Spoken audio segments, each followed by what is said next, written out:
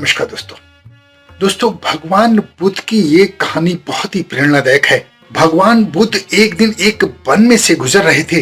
रास्ते में उन्होंने देखा कि एक व्यक्ति जमीन खोद रहा है। बुद्ध कुछ देर उसके पास विश्राम के लिए रुक गए और उन्होंने देखा कि खोदते खोदते उस व्यक्ति को एक कलश मिला। कलश में हीरे जवाहरात भरे हुए थे। अब वो खोदने वाला व्यक्ति तो खुश हो गया। उसने कलश बुद्ध के चरणों में रख दिया कि भगवान कुछ हीरे जवाहरात आप भी ले लीजिए, क्योंकि मुझे आपके आशीर्वाद से ये अकूत दौलत प्राप्त हुई है। मैं इसमें से कुछ आपको भी भेंट करना चाहता हूँ। भगवान बुद्ध मुस्कुराए और उस व्यक्ति से कहा कि ये तुम्हारे लिए दौलत है, मेरे लिए तो विष के समान है, क्योंकि बिना परिश्रम के जो धन मिलता है वो विष के समान ही होता है। व्यक्ति इस बात से बहुत नाराज हुआ और कलश लेकर वहां से चल दिया। उसने उन हीरे जवाहरात को बेचकर एक संपत्ति खरीदी और वो दरिद्र से बहुत धनवान बन गया। किसी ईर्ष्यालु ने राजा से इन सब की शिकायत कर दी, क्योंकि जमीन के नीचे दबा हुआ धन राजकोष का होता है। उस व्यक्ति ने राजकोष का धन अपने काम में ले लिया था। इस बात का पाप उसने कर दिया था। अब राजा ने उस व्यक्ति को पकड़वा लिया। उसने सारी बात राजा को बताई कि जमीन के नीचे से कलश मिला है और उसको बेचकर मैंने संपत्ति खरीद ली है।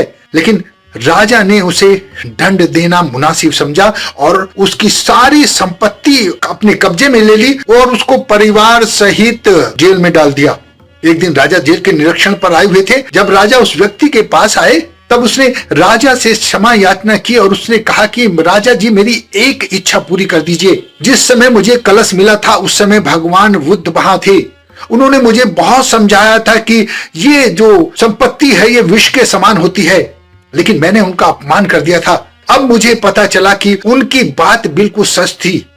जो बिना परिश्रम के मिल जाए वो संपत्ति विष के समान ही होती है। मैं भगवान बुद्ध के दर्शन करना चाहता हूं, उनसे क्षमा मांगना चाहता हूं। राजा ने सम्मान सहित भगवान बुद्ध को अपने महल में आमंत्रित किया और जेल में उस व्यक्ति से मिलवाया। उस व्यक्ति ने भगवान बुद्ध के चरणों में गिरकर अपने बर्ताव के लिए माफी मांगी और उनसे प्रार्थना की कि मुझे माफ कर दीजिए, क्योंकि आपने मुझे समझाया था कि ये कलश विष के समान है। इस कलश ने ही मुझे जेल भिजवाया है, मेरी जिंदगी तबाह कर दी है, मेरे परिवार को तबाह कर दिया है। आपकी बात अब मुझे अच्छी तरह समझ में आ गई है कि परिश्रम के बिना मिला हुआ धन विष के समान ही होता है। दोस्तों, आप भी अपनी जिंदगी में इस बात का ध्यान रखें। परिश्रम से मिली हुई चीज का महत्व ही कुछ और है। वो आपके जीवन में बरकत देती है, वो आपके जीवन को उत्तम कोटि का बनाती है। बिना परिश्रम के मिला हुआ धन वास्तव में विष के समान होता है। अब भगवान बुद्ध की ये बातें अपने जीवन में उतारने की जरूर कोशिश कीजिए। अपना बहुत ध्यान रखिए। हंसते रहें, मुस्कुराते रहें, खुश रहें। जय भगवान बुद्ध।